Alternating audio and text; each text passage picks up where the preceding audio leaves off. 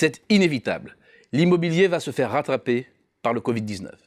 D'abord, parce qu'un achat immobilier demande, comme tout gros investissement, de la visibilité sur long terme, notamment sur ses revenus, et un climat de confiance élevé.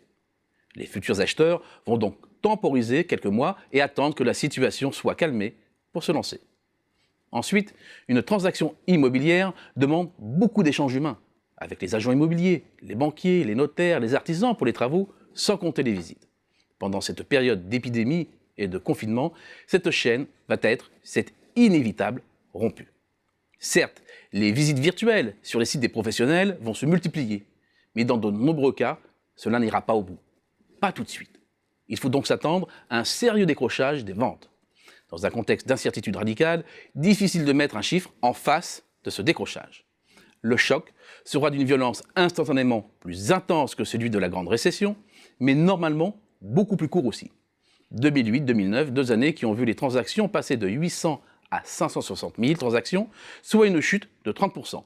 Cela donne un ordre de grandeur. La nature du choc n'est en outre pas du tout la même. Avec la grande récession, les acheteurs avaient déserté le marché, les vendeurs beaucoup moins, même si certains ont pu faire de la rétention en retirant leurs biens en attendant des jours meilleurs. La chute des transactions s'était donc très rapidement transmise au prix, en repli de 9,4% entre début 2008 et la mi-2009. Avec le coronavirus, les acheteurs comme les vendeurs seront massivement absents du marché pendant quelques mois. Des ventes continueront de se faire, mais sur des très petits volumes, avec des vendeurs sous contrainte forte à la recherche urgente de liquidités par exemple. Les prix baisseront donc, mais cela ne sera pas significatif. Une fois l'épidémie passée, 3 éléments seront à prendre en compte. 1. Les taux d'intérêt sont partis pour rester historiquement bas. Ils étaient déjà à un plancher à peine supérieur à 1% et ne devraient pas beaucoup varier. Les OAT à 10 ans, qui donnent la direction des taux d'intérêt des crédits immobiliers, sont également descendus à des niveaux inconnus. Et ni la politique de la BCE, ni les fuites vers les placements les plus sûrs, qui s'étaleront bien après la fin du Covid-19, permettent d'entrevoir un véritable retournement. La concentration des risques sur les États peut les faire remonter transitoirement, mais ils sont durablement bas. 2. Les placements alternatifs à l'immobilier ont pris une telle claque, la volatilité du CAC 40 est hallucinante, que cela restera longtemps dans les mémoires. C'est ce qui est appelé l'effet d'hystérésis.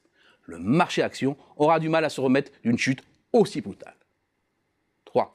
La capacité de rebond va largement dépendre de la capacité de la France, de l'Europe à répondre à cette crise inédite. De 2 choses l'une. Ou la réponse européenne est inédite, les dettes contractées durant cet épisode seront rayées et passées en perte ses profits, ou bien chacun sera comptable de ce qu'il a mis en œuvre. Les bilans bancaires seront dégradés et l'économie affectée pendant de longues années, avec à la clé une croissance en deuil, hausse du chômage, baisse des revenus des ménages et un marché de l'immobilier affaibli. Ce n'est pas le plus sûr et l'immobilier pourrait bien sortir renforcé du Covid-19.